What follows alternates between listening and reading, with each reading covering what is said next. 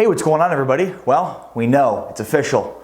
Jason Garrett and his staff are out with the Dallas Cowboys and let the coaching search begin. But first, I need to tell you to hit that subscribe button. Of course, make sure to ring the bell as well. That way you're always notified every single time I make a new video. Jason Garrett officially out as the head coach of the Dallas Cowboys. Thus begins our coaching search.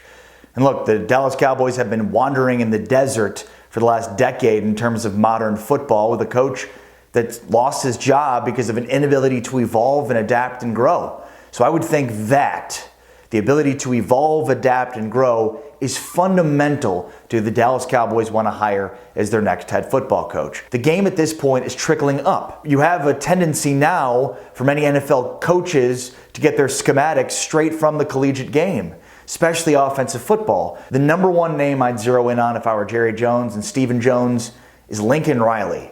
And even though he's unlikely to leave Oklahoma because he grew up in Texas, that certainly would give an indication that maybe the Cowboys would be an option. Heck, I mean, they're the Dallas freaking Cowboys. It's going to take a lot. It's going to take a lot of money. It's probably going to take a major commitment too in terms of giving him full autonomy and full control. Jerry said after the Cowboys' Week 17 win over the Redskins that there was going to be a lot of changes, not just coach.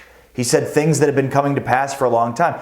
You wonder if that's an indication of Steven, his son, who's already taken over a ton of control within the Cowboys front office. If Jerry is ceding power to Steven, and Steven hires a coach like a Lincoln Riley or a Matt Rhule from Baylor, and that shows that it's not Jerry that's the ultimate decision maker anymore. Because we know that Steven would be willing to give power to empower a head coach in hiring coordinators, in hiring assistant coaches, and on and on and on. Those are things that are prerequisite. If you're going to get Lincoln Riley to leave Oklahoma, you're going to have to pay him something close to, I don't know, $9-10 million a year. You're also going to have to give him a lot of autonomy. The same goes for Baylor head coach Matt Rhule. Now, I really like Matt Rhule. What I love about Matt Rhule is he's like Jason Garrett, but he's genuine. You'll hear a lot about process and building up a program and one day at a time and sort of the fundamental things that we've heard from Jason Garrett. The difference is it's a different message when it's coming from a guy that has a genuine demeanor, where with Jason Garrett it just was a fraught cliche. Plus, beyond that, with Matt Rhule, we've seen a guy that's been able to adapt and grow over the course of a short period of time. Baylor this season defensively switched to a 3-3-5, which made them one of the best defenses in the Big 12. Look, Baylor's defense and offensive schematics have changed based on their personnel. The same thing you could say about Lincoln Riley at Oklahoma. Lincoln has changed with 3 different offenses based on Baker Mayfield a couple of years ago, Kyler Murray last year, and then Jalen Hurts this year. As somebody that's covered the Big 12, that hosts on SiriusXM Big 12 Radio every morning, I know Matt Rhule, I know Lincoln Riley. These two would be dynamic hires for the Dallas Cowboys. Another name in the college ranks that I like, and a name that I haven't heard as much linked to the Cowboys, is Dan Mullen, the head football coach for the Florida Gators. And of course, Dak Prescott's former coach at Mississippi State. Now, this is a guy that has consistently overachieved with underperforming players. Did it at Mississippi State, led Mississippi State to unparalleled heights with Dak Prescott as quarterback. And now you look at what he's done in Florida. Will Muschamp and Jim McElwain, the two last coaches, had one 10-win season apiece.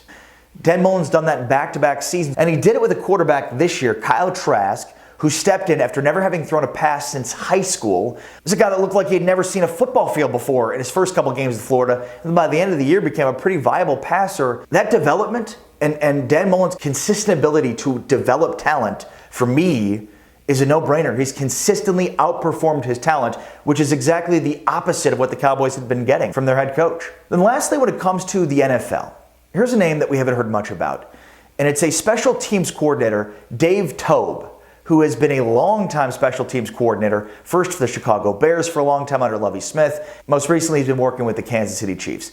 Now, you think special teams coordinator, and immediately John Harbaugh jumps out at you. Harbaugh is the last big-name special teams coordinator to take a head coaching role and excel at it.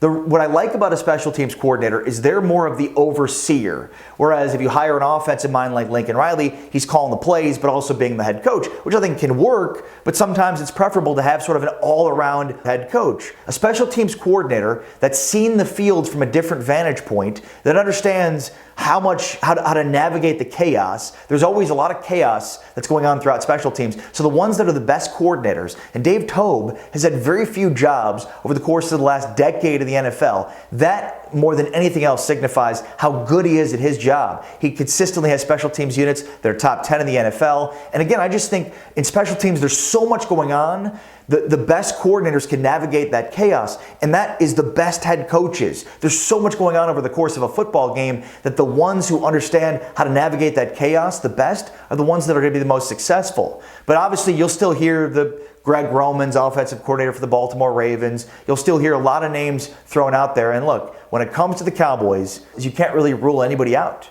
Can you rule out Sean Payton? There are a lot of names that we'll hear throughout this process. Make sure to subscribe. Make sure to hit that bell, and that way you're notified every single time I've got a video, and you'll be informed with every move the Cowboys make or don't make this offseason.